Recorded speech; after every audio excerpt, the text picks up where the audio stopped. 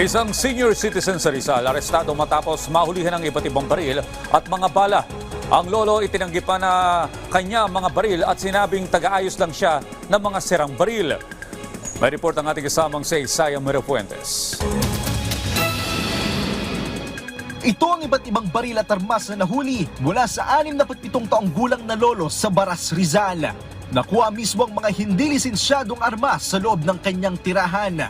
Nagkasa ng operasyon ang Rizal PNP dahil sa bisa ng warrant of arrest.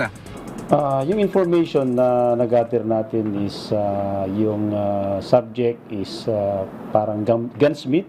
Involved siya sa paggawa ng mga baril and yung pagbebenta rin ng mga loose firearms. Base sa investigasyon, DIY pa ang paraan ng paggawa niya ng mga baril o yung ina-assemble ang gamit lang ang kanyang kamay. Palusot ng sospek, hindi siya gumagawa ng baril, kundi inaayos lang niya ang mga baril na hindi niya pagmamayari. Actually, yung mga baril na yun, for instance, yung mga revolvers are not functioning, but pinagawa lang sa akin. In fact, hanggang ngayon, hanggang sunod nakuha nila, defective po yun. Hindi ho lahat pumuputok. In fact, napaka-imposible pumudok. Naiwan lang daw sa kanya ang mga armas dahil hindi na binalikan ng gun owner. Isang kaibigan yon through, actually hindi ko sila masyadong kilala.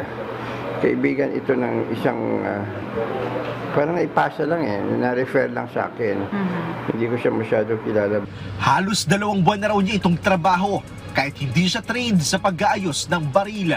Dahil sa insidente, posibleng madiin pa ang senior citizen dahil sa COMELEC gun ban.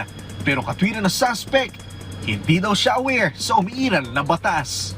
The confiscated loose firearms are submitted to the forensic unit for ballistic examination and ibabalik din yung search warrant sa korte. Inaalam pa kung nagbibenta rin ba ang senior citizen ng mga illegal na baril. Maharap ang suspect sa patong-patong na kaso gaya ng illegal possession of firearms at violation to Omnibus Election Code. Isaiah Mirafuentes para sa Pambansang TV sa Bagong Pilipinas.